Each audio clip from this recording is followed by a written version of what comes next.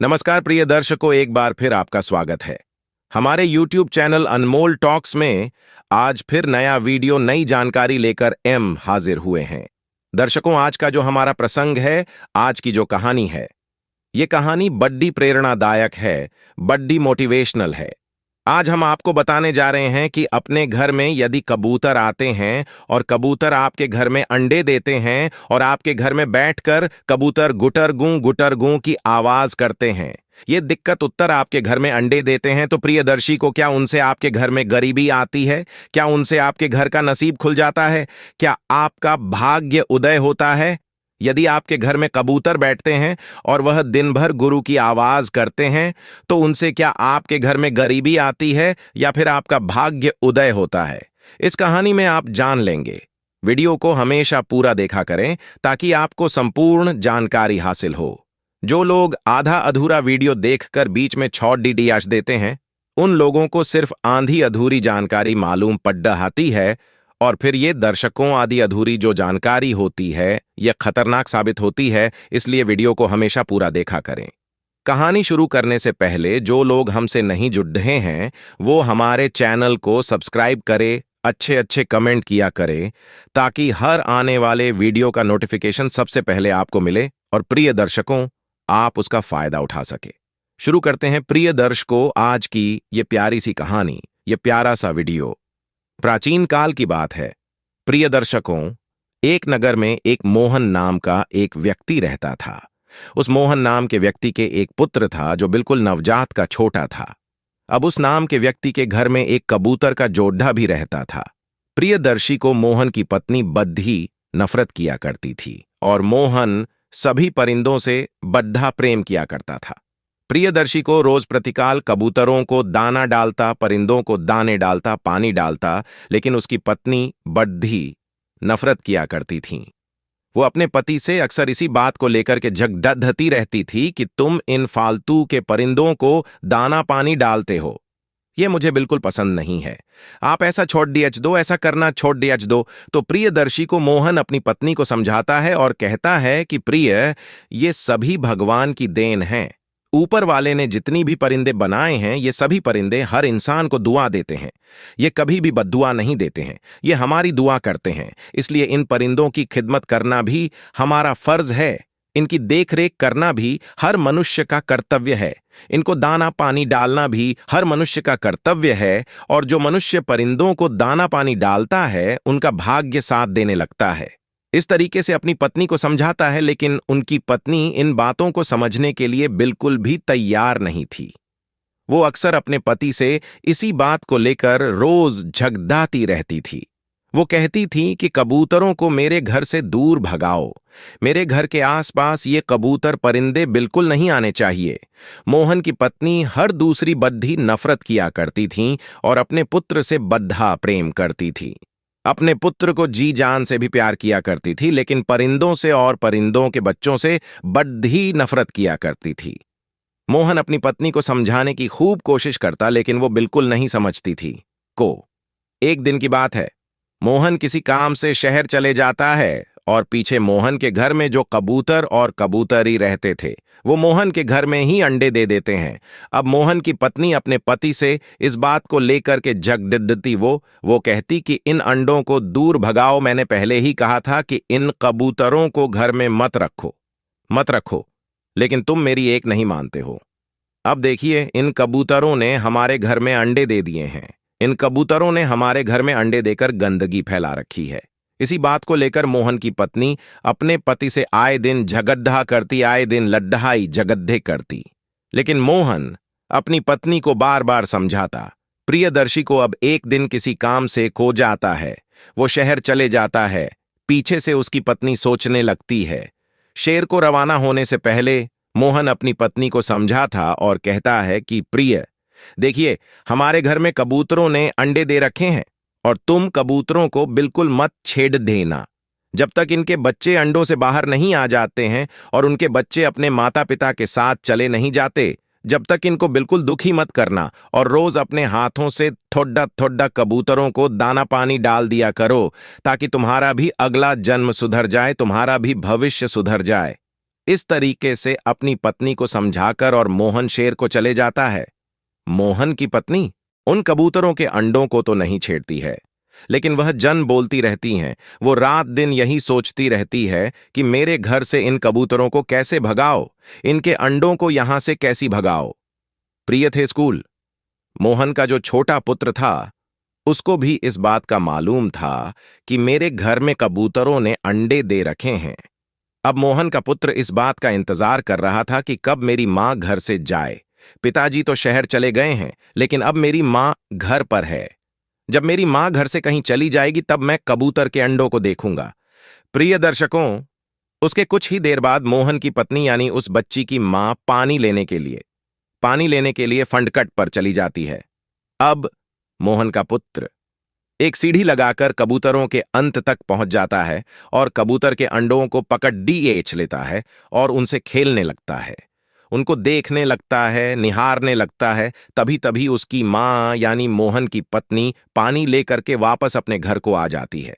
जब वो वापस घर को आती है तो वो देखती हैं कि उनका छोटा सा पुत्र सीर ही लगा करके और सीढ़ी पर चढ़ा हुआ है और कबूतर के अंडों को हाथ में ले रखा है। यह देखकर वह बड़ी क्रोधित होती है, अपने बच्चे को मारने पीटने लग जाती है, अपने बच्चे को डांटने लग जाती है। फट से वह पानी को रख कर के तुरंत अपने बच्चे के पास आती है और सीढ़ी से अपने बच्चे को हाथ पकड़ डी एच के कह सकती हैं।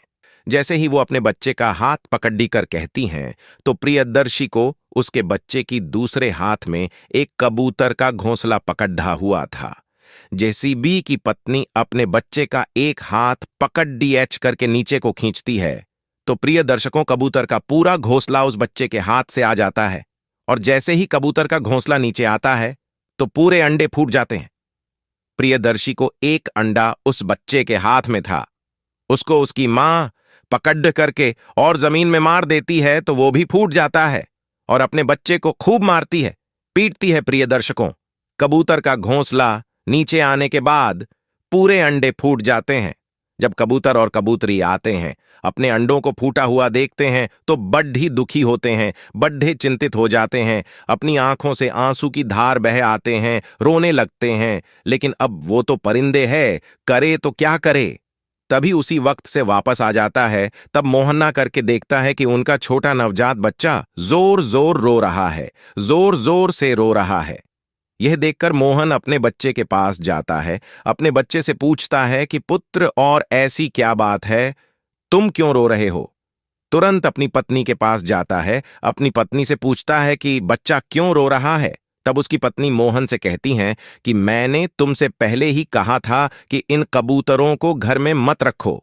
आज देखो तुम्हारे पुत्र ने कबूतरों के अंडों को पकड़ डी आच लिया है, उनको छू लिया है, इसलिए मैंने इसको मारा है, पीटा है, इसलिए यह रो रहा है।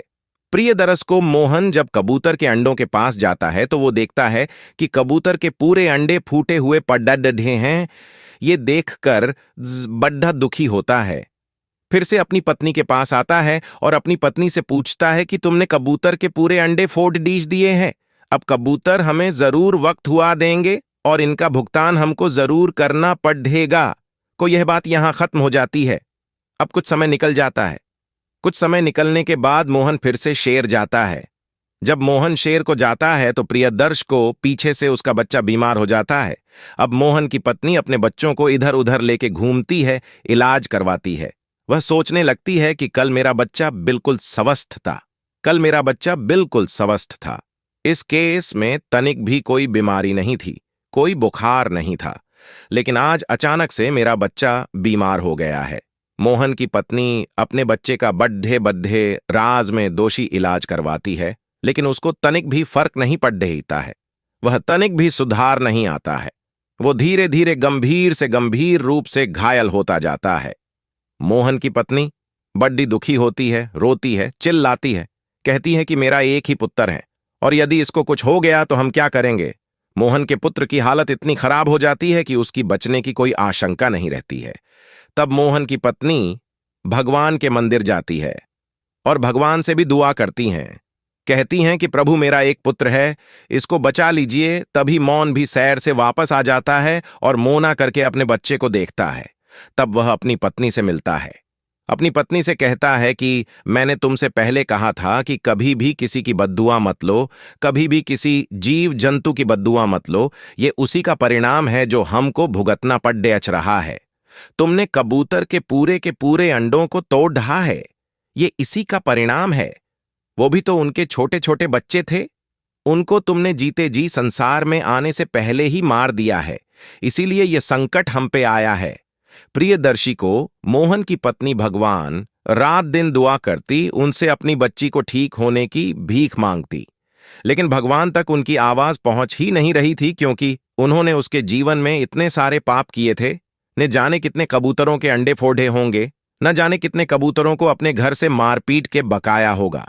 प्रिय को जब उसकी बच्ची की हालत और भी ज्यादा बिगड़ जाती है, तब मोहन भी भगवान की पूजा अर्चना करने लगता है। जगमोहन के बच्चे की तबीयत ज्यादा खराब हो जाती है तो मोहन भी भगवान के मंदिर में जा करके और पूजा अर्चना करने लगता है और पूजा अर्चना करने लगता है। तो फिर इधर उसको जब मोहन भगवान की पूजा आराधना करता है, तब मोहन की पुकार भगवान के दरबार तक पहुंचती है और प्रियदर्श को धीरे धीरे उसका बच्चा स्वस्थ होने लगता है। मोहन अपनी पत्नी को समझाता है, कहता है कि कभी भी किसी की बद्दुआ मत लो। यदि तुम कभी भी किसी भी जीव जंतु की बद्दुआ लोगे, उसका भुगतान आपको जरूर करना पड़ेगा। और जब आपके घर में कोई भी परिंदे, कोई भी पक्षी यदि अंडे देते हैं, बच्चों को जन्म देते हैं, तो उनको उस वक्त वहां से मत हटाओ। उनको तब तक मत हटाओ तब तक उनका बच्चा उनके साथ जाने के लिए तैयार नहीं हो जाता है। अब मोहन की पत्नी की यह बात बिल्कुल समझ में आ जाती है। उसके बाद वो भी परिंदों की सेवा करने लगती है। परिंदों को रोजाना पानी डालती है तो धीरे धीरे उनका भाग्य भी साथ देने लगता है। उनके घर में फिर किसी भी प्रकार की कोई भी कमी नहीं रहती है।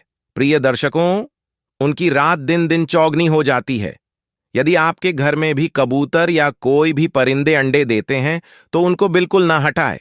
उनको तब तक ना हटाए जब तक उनके बच्चे उनके साथ जाने के लिए तैयार नहीं हो जाए। हाँ, एक बात है, यदि आपके घर में कबूतर रोज गुटरगू करते हैं तो फिर इधर उसको यह अशुभ संकेत देते हैं। इनको अपने घर में या तो शुरू से बिठाना नहीं, और यदि आप बिठाते हैं को फिरनी की सेवा पूजा करें। इनको दाना पानी हमेशा डालते रहे तो उसको आपके साथ कोई भी प्रकार का, तो आपके साथ किसी भी प्रकार का कोई अशुभ नहीं होगा। ये थी प्रिय दर्शकों आज की छोटी सी कहानी। हम उम्मीद करते हैं कि इस कहानी से आप ढेर सारी प्रेरणाएं लेंगे।